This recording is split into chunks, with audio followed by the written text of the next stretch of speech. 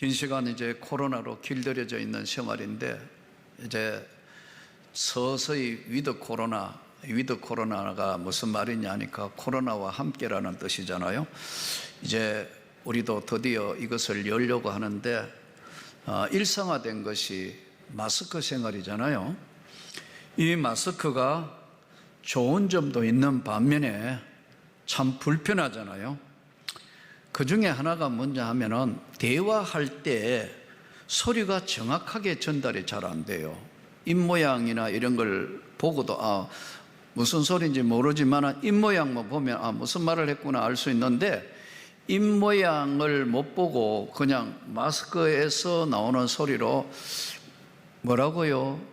예? 이렇게 자꾸 반문하는 경우들이 점점 생기는 것 같아요. 무슨 말인가 다시 묻게 되는 거죠. 오늘의 이 본문은 예수님께서 귀신 들린 아이의 아버지와 대화하면서 나오신 말씀이에요.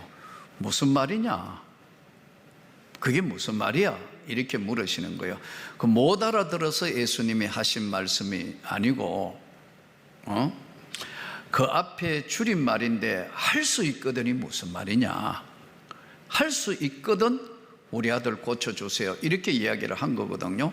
반대로 이야기하면 할 수 없잖아요. 그렇지만 혹시라도 할 수 있으면 한번 고쳐주세요. 이거는 부정을 깔고 안 된다는 걸 깔고 이 아버지는 안 될 것 같지만은 혹시라도 할 수 있거든 우리 아들 좀 고쳐주세요, 이런 내용이에요. 그런데 이제 오늘 이 본문을 풀기 위해서는 마가복음 9장 앞쪽으로 사실 가야 하는데 너무나 긴 기절이라 잘라서 이제 말씀의 핵심만 봤는데, 마가복음 9장에는 이제 예수님께서 내가 진실로 너희에게 이르노니 여기 서 있는 사람 중에 죽기 전에 하나님의 나라를 권능으로 임하는 걸 볼 자들도 있느니라 하시니라. 하나님의 나라를 살아서 볼 자도 있다. 이렇게 하고 엿새 후에 예수님이 12제자 중에 딱 3사람만 데려가요. 베드로, 야고보, 요한. 예수님 편애하셨을까요? 왜 다 탐욕에 다 데려가가 한번 변화산에 하나님의 세계를 한 번만 보여주면 더 믿음도 확실하고 변함이 없고 그럴 텐데 왜 베드로와 야고보와 요한 3사람만 데려갔느냐? 여기에는 예수님의 깊은 뜻이 있어요. 그 첫째가 뭐냐 하면요, 각자에게 맡고 있는 특별한 사명이 있는 거예요.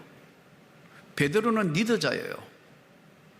12명이 모여서 리더자 하나가 되려면요, 그게 쉬운 게 아닙니다, 여러분. 우리 기관장도 해보고 해보면요, 개성이 각각 다른 사람 12명의 의견을 통합시켜서 뭘 한다? 그게 결코 쉬운 게 아니에요. 베드로 수제자면서 어쨌든 12명의 대표인 리더를 역할을 해야 되니까 뭔가 강력한 하나님의 세계를 보지 않으면 이게 안 되기 때문에 특수 사명을 준 거예요. 나중에 베드로가 일설에 의하면 거꾸로 십자가에 매달려서 순교한 거로 전해진 이 베드로에게 첫 번째 하나님께서 변화산의 놀라운 세계를 바로 보여주시기 위해서 예수님이 그들을 끌고 올라가신 거예요. 두 번째 성경에 나오는 야고보는 제일 첫 번째 순교예요. 야고보는 성경에 보면 특별히 한 게 없어요. 순교당한 거예요. 첫 번째 순교당한 거. 우리는 쉽게 순교라는 이야기를 쉽게 다루지만 그 당시의 분위기를 보면요, 유대인들이 살기등등했어요. 살기가 등등했다고. 그러니까 언제 붙들려가 어떤 일이 일어날지 모르기 때문에 야고보가 제일 첫 번째 순교를 당하는데, 이 야고보에게 죽음 앞에도 담대해야 한다는 것을 예수님이 가르쳐 주시기 위해서 변화산으로 선택하여 데려간 거예요. 세 번째, 요한은 가장 오래 살았습니다. 긴 시간 살았어요.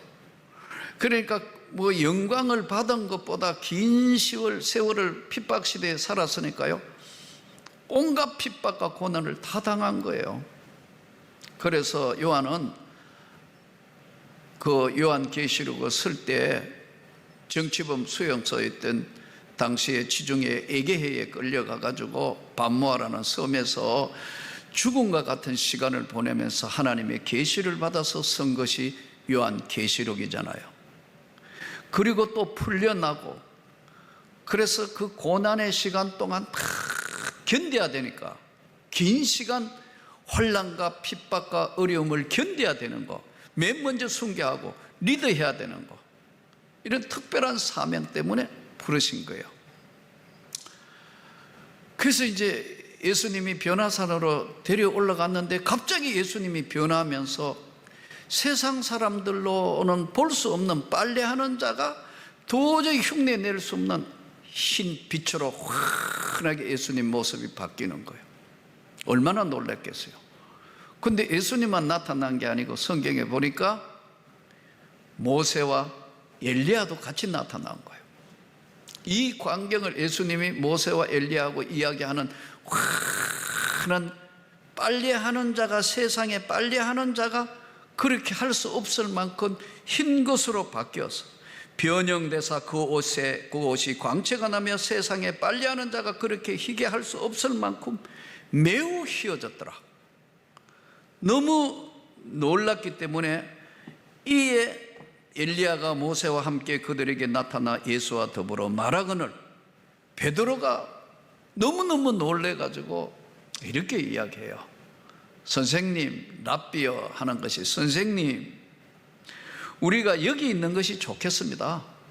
다시는 세상으로 내려가지 말고요, 여기 있는 것이 좋사오니 우리가 초막셋을 짓되 초막집을 세 채를 짓는데 하나는 주를 위하여, 하나는 모세를 위하여, 하나는 엘리야를 위하여 하사이다. 집을 세 채를 이 산에서 운막 같은 집이지만 집 세 채를 짓겠습니다. 이렇게 예수님께 이야기해요. 단순하게 왜 이렇게 이야기했는가? 근데 한번 보세요. 집을 몇 채 지어야 돼요? 6채 지어야 되는 거 아니에요? 자기 집은 없잖아요. 베드로와 야고보, 요한은 어디 살아요? 예수님과 모세와 엘리야를 위하여 집을 짓고, 그럼 자기들은 여기 살자고 여기가 조사하고 하는데 자기들은 없잖아요. 은혜라는 건요, 진짜 은혜는 받으면요, 나는 없는 거예요. 구속한 주만 보이는 거예요. 진짜 은혜 받으면 나는 없다니까요. 이게 오늘 변화산에 일어난 세계를 던지는 거예요.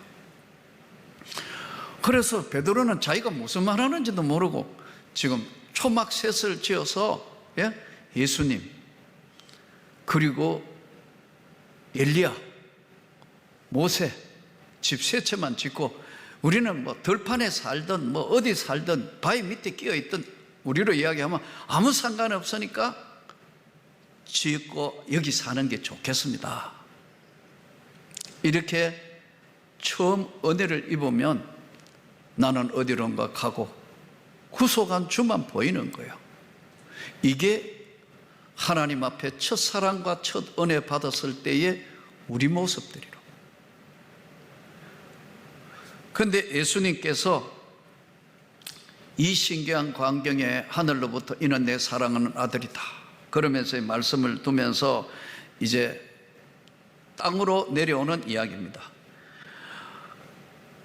이에 이제 땅으로 내려오니까, 땅에 내려와서 이루어진 게, 이제 땅에 내려가니까 사람들이 무리가 모여 있고 막 서기관들도 모여 있고, 서기관들은 이제 어떻게 되는가 조사도 하고 성경에 있는 것들을 알아맞추고 가르치는 사람들, 우리로 하면 공무원 아니에요. 서기관들이 사람들하고 몰려와가지고 뭐 어떻게 돼서 뭐 조사하고 난리도 아니다 이거예요. 뭔 일이냐?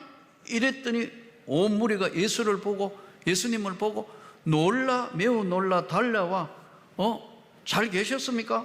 지금 변화산에 올라갔다가 내려왔는데 예수께서 너희가 무엇을 그들하고 지금 뭐 조사하고 쓰고 뭐 하느냐 하니까 그 중에 한 사람이 뭐라고 하느냐 하면은, 선생님, 말 못하게 귀신 들린 내 아들을 선생님께 데려왔는데 귀신이 어디든지 그를 잡으면 거꾸러지고 거품 흘리고 이를 갈고 발휘해지는데, 내가 선생님 제자들에게 이 제발 좀 귀신을 쫓아내달라고 했는데 안 됩니다. 능히 못하더이다. 안 되고요, 되지도 않을 뿐만 아니라 못하고 있습니다. 이때 예수님이 첫 대답이 19절에 뭐라고 하냐면, 믿음이 없는 세대요. 왜 이런 말씀을 하시는 거예요? 믿음이 없는 세대요, 내가 얼마나 너희와 함께 있으리요, 얼마나 너희에게 참아야 믿음이 생길 것이냐, 그를 내게로 데려오라, 이렇게 말씀해요. 데려옵니다. 근데 데려오자 20절에 보면 귀신이 예수를 보고 그 아이로 심히 경련을 일으켜 하는지라 그가 땅에 엎드려져 구르며 거품을 흘리더라. 이제부터 오늘 읽은 본문이 시작됩니다. 언제부터 이렇게 됐냐? 어려서부터 그렇습니다. 어려서부터 귀신이 걔를 죽이려고 물에도 불에도 물에도 던져졌는데 무엇을 할 수 있으며, 제발 우리를 불쌍히 여기사 도와주십시오. 이때 예수님이 할 수 있거든. 무슨 말이냐? 이 조금 전에 말씀드린 거, 이 사람의 생각은 어때요? 할 수 없다는데 생각이 부정에 강한 거예요. 할 수 있거든, 한번 도와주십시오. 예수님 답변이 즉시 나가는 게, 할 수 있다는 게 무슨 말이야? 믿는 자에게는 능치 못하는 게 없다. 진짜 믿음을 가지고 있으면 하나님이 어떤 식으로든 역사를 하신다. 능하지 못할 일이 없는 일을 하시니 그 아버지가 또 반대로 즉시 반응을 일으켜요. 내 믿음 없는 것 도와주십시오. 본인이 아는 거예요. 내 믿음 없는 것을 도와주옵소서 하더라. 내 믿음 없는 걸 도와주시라 하니까 솔직하잖아, 이게요. 그러니까 예수님이 명하여 귀신을 물러가라고 꾸짖어 이르시되, 말 못하고 못 듣는 귀신아, 내가 내게 명하노니 그 아이에게서 나오라. 다시 들어가지 말라 하니 귀신이 소리 지르면서 경련을 일으키고 나갔다. 예수님이 이렇게 세워주시고 하니까 제자들이, 예수님, 우리는 왜 안 돼요? 예수님 말씀이, 기도 외에는 다른 것으로는 이런 종류가 나갈 수 없다. 이런 유가 나갈 수 없다. 여기서 우리가 알아야 될 것은, 영적 세계는요, 이론이나 과학이나 또는 논리가 작동되지 않습니다. 만일에 이게 눈에 보이는 세계와 눈에 보이지 않는 세계, 하나님이 창조하신 세계는 보이는 세계와 보이지 않는 세계로 창조하셨어요. 눈에 보이는 것은 현상에, 지금 애가 귀신에게 물에 불에 자빠지고 막 이러는 거. 그런데 이 귀신의 실체가 눈에 보이느냐는 보이지 않는 세계예요. 히브리서의 말씀은 이렇게 말씀합니다. 보이는 세계는 보이지 않는 세계로 말미암아 있는 거다. 이때 우리는 왜 안 되죠? 기도 외에는 이런 유가 나갈 수가 없다, 예수님이 말씀을 하거든요. 이때 영적 세계에 대해서는 우리가 이 사실 성경에 다루고 있는 이 수많은 영적 세계는요, 우리도 비슷해요. 할 수 있으면, 가능하면 이거 좀 되면 좋겠는데, 이런 생각들이 거의 90%예요. 예수님 말씀은 할 수 있다는 게 무슨 말이냐? 네가 진짜 이걸 믿느냐? 그 아버지가 딱 얼마나 정직해요. 내 믿음 없는 거 도와주십시오.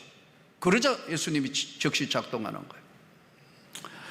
영적 세계는요, 영적 세계도 위계 질서가 있습니다. 여러분, 성령님은 마귀나 무당이나 귀신이나 사탄이 볼 수 없는 세계를 창조하신 창조주 하나님이에요. 여러분, 이거 믿습니까?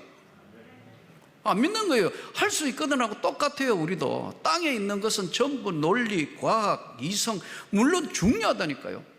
그러나 영적 세계를 다루는 문제에서는 논리나 과학이 전혀 작동이 안 돼요.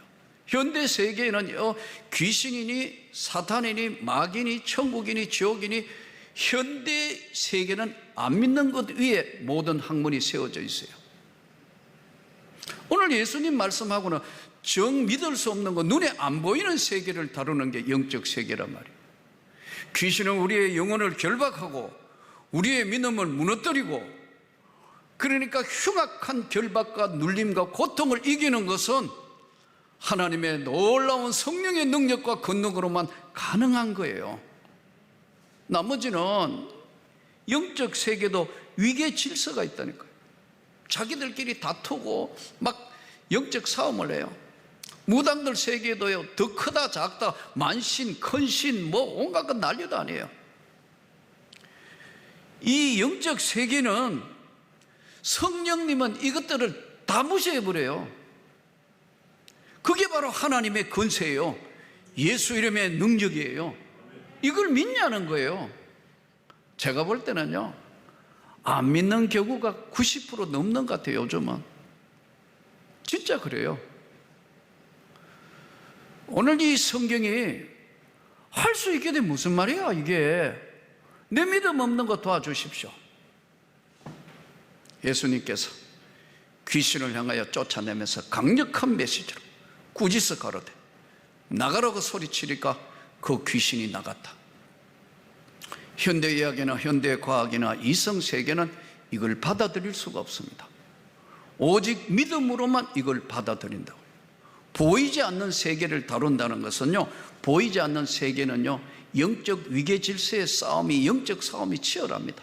바이러스도 한번 보세요. 우리 눈에 안 보이잖아요. 이게 지금 이 바이러스를 이게 변화돼가 이게 이기고 지금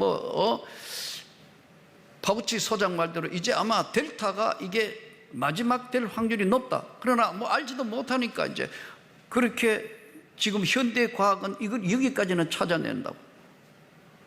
보이지 않는 세계와의 영적 싸움을 우리가 하는 거예요. 예? 이 보이지 않는 영적 세계의 싸움은 우리가 믿음이라는 것으로 방어하고 믿음이라는 것으로 이겨나가는 것이 다른 게 없어요. 두려우면 눌려가 아무것도 할 수 없어요. 대부분 믿음이라는 건 뭐냐면, 믿음은 긍정 위에 세워져 있습니다. 주님이 살아계시기 때문에 반드시 들어주시고 함께 하신다는 걸 믿습니다, 여러분. 근데 이 부정 위에 할 수 있으면 한번 해봐 주십시오. 근데 이 아버지가 굉장히 정직하다니까. 자기가 믿음 없는 거니까 내 믿음 없는 거 도와주십시오. 그러니까 예수님이 즉시 움직이시는 거예요. 믿음이 없는 세대요, 그렇게 하시는 거예요. 이 사탄의 세계도요, 아까 이 영적 세계도 치열한 영적 싸움을 한다니까요. 위계 질서 싸움을 하면 자기들끼리 이걸 계속 공격해요. 때로는 정신적으로 와해하고 영적으로 무너뜨리고 한 가정에 돌아서 질병을 일으키기도 하고, 또 어떨 때는 모든 것들을 사업이나 모든 걸 할 수 없도록 와해를 시키며 공격해요. 완전히 손들도록 만들어요. 내 친구 목사님이 참 둘도 없는 친구인데, 내가 신학교 올라오던 날 호텔이나 여관에 잘 수도 없고 시험 치러, 내일 시험 치는데 저녁 낮에 찾아왔어요. 왔더니 참 똑똑한 친구고 공부도 많이 했고, 그런데 무역 오파상을 했어요. 한때는 잘 됐어요. 충무로에서.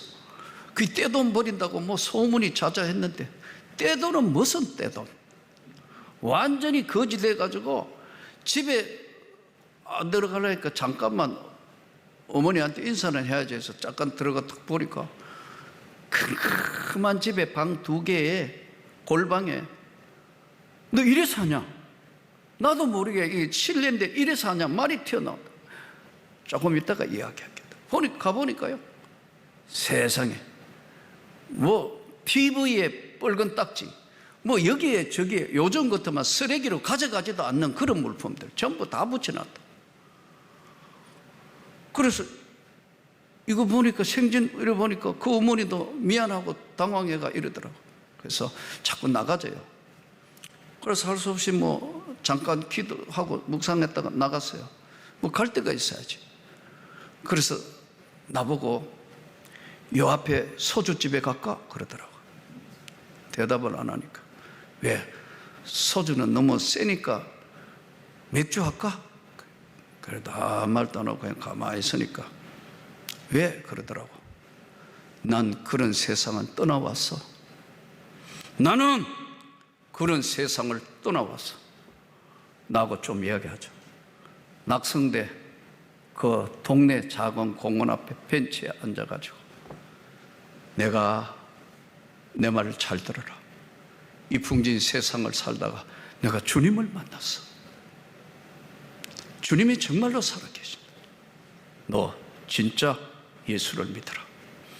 이 친구가 똑똑하고 공부도 많이 했으니까요. 그런데 사업이라는 게 자기 마음대로 되냐고요. 온갖 질병은 또 다 가지고 있어. 뭐 허리 아픈 것부터 시작해서 뭐 온갖 거 다 해가 약봉지도 이만큼 들고 다니. 젊은 게. 그때 36, 5, 6대예요. 예? 한참 인생을 살 때 다 눌려가지고, 예? 온갖 돈 다 끌어들이니까 저기 여기 부도 나가지고 지금 검찰에 경찰에 분리댕기면서 집에는 딱지 다 붙어가 있다. 그래서 제가 그랬어요. 예수를 믿어라. 주 예수를 믿어라. 너의 인생을 새로 살아야 되는 거야. 두 말 없이 따라오는 거예요. 왜 그랬냐 나중에 물으니까 하도 막 여기저기 하니까, 예? 무당한테, 지난번에도 한번 말씀드린 것처럼 무당한테 간 거예요. 아주 유명한 무당한테. 뭐 믿음이 없는 상태니까. 물어봤더니 자기를 쳐다보며 그러더래요. 35까지 살아있는 게 다행이다. 만일에 35 넘어가면 사는 방법이 없겠나 하니까 유일신 하나님을 믿어라. 그러면 사는 길이 있다. 이게 영적 세계도 여러분 위계 질서가 있고 영적인 것도 싸움이 있다니까요. 근데 내가 와서 주 예수를 믿으라 하니까 이 친구 두 말 없이 가정집 교회 할 때 따라온 거예요. 지금 목사예요. 예. 사랑하는 성도 여러분, 우리가 오늘 이 시대에 너무 시달리고 쪼달리다가 보니까요, 뻑하면 낙심해요. 내가 우리 교인들 보고도 너무 놀란 게요, 내일이 없는, 예수를 믿으면서 내일이 없는 것처럼 낙심해요. 나는 주 예수 이름으로 치료받기 원합니다. 여러분, 기도해야 되는데 기도에는 이런 누가 나갈 수 없다 했으니까요. 환난이 찾아오고 고난이 찾아오고 역경이 찾아오면 더욱 하나님 앞에 엎드려야 되는데 낙심하고 절망하고 또 나오는 건 전부 부정적인 이야기고, 땅에 있는 거는요, 땅에 있는 거는 하늘에 있는 것, 지금 변화산에는요, 여기가 조사오일이. 나는 없고 주님만 있는 것이고, 땅 안에 있는 건 뭐냐면요, 할 수 있느냐 없느냐만 따지는 거예요. 할 수 있거든 좀 해주세요, 이거예요. 할 수 있으면 내가 건강하면 좋겠고, 할 수 있으면 내 가정이 복을 받으면 자녀 문제도 잘 되면 좋겠고, 다 예수님 이러시잖아요. 할 수 있거든. 이게 뭔 말이냐. 그럼 바꿔 이야기하면 안 믿는 사람에게 하는 얘기가 아니고요, 그 주변에 있는 제자들과 그 사람들에게 그 시대에 던지는 말씀이에요. 할 수 있거든이 무슨 말이냐. 믿는 자에게는 능치 못함이 없다. 사랑하는 성도 여러분, 세상은 어렵습니다. 힘듭니다. 할 수 있거든 묻는 세상에 나는 주님의 은혜를 입으면 무엇이든지 할 수 있다. 낙심하지 마세요. 너무 절망하지 마세요. 인생은 한 번 사는 건데 하나님이 우리와 함께 하기 때문에, 저는 오늘 주님이 물으시면 할 수 있게 믿다는 게 무슨 말이냐 하는 이 말씀을 깊이 새겨서 어려울 때마다 주님, 내가 주님을 믿습니다. 그 주님의 은혜를 간구합니다. 믿음으로 주의 영광을 나타내고 주의 권세로, 예수의 권세는 창조 질서의 능력이라는 사실을 깨닫고 그 주께 영광을 돌리며 멋있는 인생을 살아드리는 저와 여러분 되기를 주 예수 이름으로 축복합니다.